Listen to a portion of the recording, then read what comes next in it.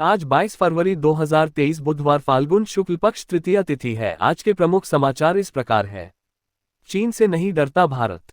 जयशंकर बोले बॉर्डर पर आर्मी राहुल नहीं, मोदी ने भेजी।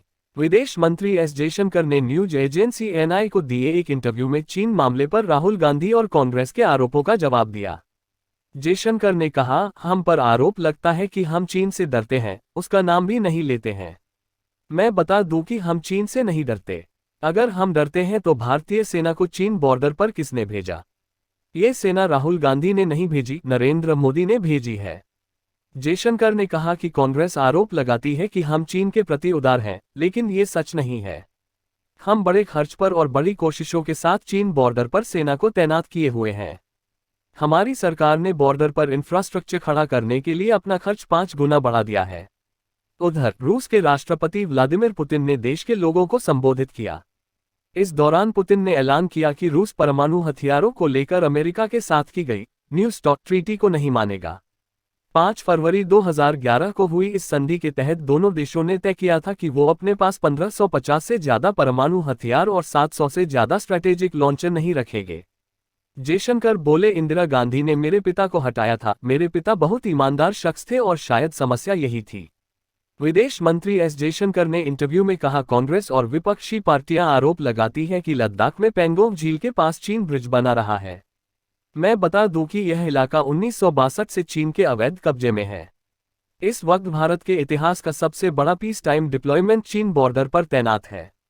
जयशंकर ने इंदिरा और राजीव गांधी के पीएम रहते अपने पिता के साथ हुई नाइंसाफी पर पहली बार बात की। जयशंकर ने कहा, मेरे पिता डॉक्टर के सुब्रमण्यम कैबिनेट सेक्रेटरी थे, लेकिन 1980 में जब इंदिरा गांधी दोबारा चुनकर सत्ता में आई तो सबसे पहले उन्हें पद से हटा दिया। मेरे पिता बहुत ईमानदार शख्स थे और शायद समस्या यही थी, वह उसके बाद कभी सेक्रेटरी नहीं बने। राजीव गांधी के कार्यकाल में भी मेरे पिता से जूनियर अधिकारी को कैबिनेट सेक्रेटरी बनाया गया। शिंदे गुट को मिला संसद का शिवसेना दफ्तर। एससी में वकील बोले, सुनवाई जल्द करें, वे हमारा ऑफिस और बैंक अकाउंट छीन लेंगे। महाराष्ट्र विधानसभा के बाद अब संसद का शिवसेना दफ्तर भी शिंदे गुट को दे दिया गया है। उधर शिवसेना का नाम और निशान छीने जाने के खिलाफ उद्धव ठाकरे की याचिका पर सुप्रीम कोर्ट में लगातार दूसरे दिन सुनवाई नहीं हो सकी। उद्धव ठाकरे ने सोमवार को प्रेस कॉन्फ्रेंस में कहा था, हमारी पार्टी का नाम और चुनाव चिन्ह छिन गया है, लेकिन हमसे ठाकरे नाम कोई नहीं छीन सकता। उद्धव की ओर से वकील कपिल सिब्बल ने अदालत से कहा कि उद्धव गुट के असेंबली ऑफिस पर पहले ही कब्जा किया जा चुका है। अगर स्टे नहीं मिला तो शिंदे गुट ऑफिस और बैंक अकाउंट भी छीन लेगा। इससे पहले शिंदे गुट ने मंगलवार को महाराष्ट्र असेंबली में बने शिवसेना के ऑफिस को अपने अधिकार में ले लिया था। पुतिन बोले, हमें जंग में हराना नामुमकिन, पश्चिमी ताकतें यूक्रेन के कंधे पर रखकर बंदूक चला रही। 24 फरवरी को रूस यूक्रेन जंग का 1 साल पूरा होने वाला है। इससे 3 दिन पहले रूस के राष्ट्रपति व्लादिमीर पुतिन ने संसद में स्पीच दी। पुतिन ने कहा, रूस ने शुरुआत में जंग को टालने के लिए तमाम डिप्लोमेटिक कोशिशें की, लेकिन नाटो और अमेरिका ने इन्हें कामयाब नहीं होने दिया। पुतिन ने कहा कि दुनिया ये कान खोलकर सुन ले कि रूस को जंग के मैदान में हराना नामुमकिन है।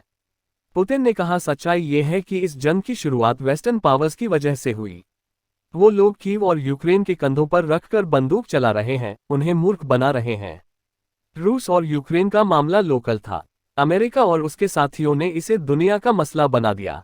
वेस्टर्न पावर ने ही जंग के जिन को बोतल से बाहर निकाला है और वो ही इसे वापस बोतल में डाल सकते हैं। ये कान खोलकर सुन ले कि रूस को जंग के मैदान में हराना नामुमकिन है। कुछ अहम खबरें हेडलाइन में। नारायण मूर्ति बोले, दिल्ली सबसे अनुशासनहीन शहर। कहा, एआई ने जिंदगी को आसान बनाया, लेकिन ये इंसानों की जगह नहीं ले सकता। देश के 8 राज्यों में 72 जगह निया का छापा। गैंगस्टर टेरर फंडिंग केस में कार्रवाई, पाकिस्तान कनेक्शन मिला, कई हथियार बरामद।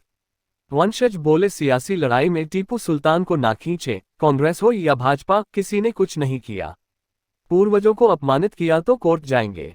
पम प्रदीप मिश्रा के कुबेरेश्वर धाम में 2 और मौतें। तबीयत बिगड़ने से महिला, हार्ट अटैक से पुलिसकर्मी की जान गई, 5 दिन में 5 मौतें। चीन बोला, कीव जाकर बाइडेन ने आग में घी डाला। यूक्रेनी लोगों ने कहा, भरोसा जीता। रूसी एक्सपर्ट बोले, उकसाने के अलावा कुछ नहीं आता। खेल जगत से जुड़े समाचार। बॉर्डर गावस्कर ट्रॉफी में 2-0 से पिछड़ चुकी ऑस्ट्रेलिया की मुश्किलें कम नहीं हो रही।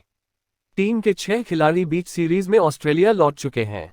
इनमें Pat Cummins, David Warner, Ashton Agar, Josh Hazlewood, Todd Murphy, Mitchell Swepson और लांस मॉरिस शामिल हैं। ओपनर डेविड वॉर्नर कोहनी की चोट के चलते सीरीज से बाहर हो गए हैं। वहीं ऑलराउंडर ग्लेन मैक्सवेल की कलाई में फ्रैक्चर है।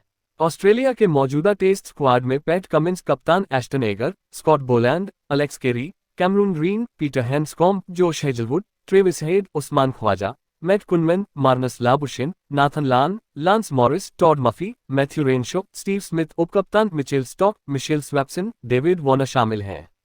1 से 5 मार्च तक इंदौर में तीसरा और 9 से 13 मार्च तक अहमदाबाद में चौथा टेस्ट खेला जाएगा। इसके बाद 17, 19 और 22 मार्च को 3 वनडे भी होंगे। आज के दिन इतिहास में। आज ही के दिन 1997 में पहली बार क्लोनिंग के डॉली के जन्म की घोषणा हुई थी। ये ऐसी भेड़ थी जो पैदा नहीं हुई थी, बल्कि इसे साइंटिस्ट्स ने लैब में बनाया था। 22 फरवरी 1997 को स्कॉटलैंड के रोसलिन इंस्टीट्यूट के साइंटिस्ट्स की एक टीम ने क्लोन बनाने की घोषणा की। हालांकि ये क्लोन भेड़ 5 जुलाई 1996 को पैदा हो गई थी, लेकिन जानकारी 7 महीने बाद दी गई। भेड़ का नाम अमेरिकी सिंगर और एक्ट्रेस डॉली पार्टन के नाम पर रखा गया था। ये पहली बार था जब वैज्ञानिकों ने सेल यानी कोशिका से क्लोन बनाया था। 2 साल की उम्र में डॉली ने पहले मेमने को जन्म दिया। इसके बाद 5 और मेमने जन्मे। 14 फरवरी 2003 को 6 साल की उम्र में डॉली की मौत हो गई।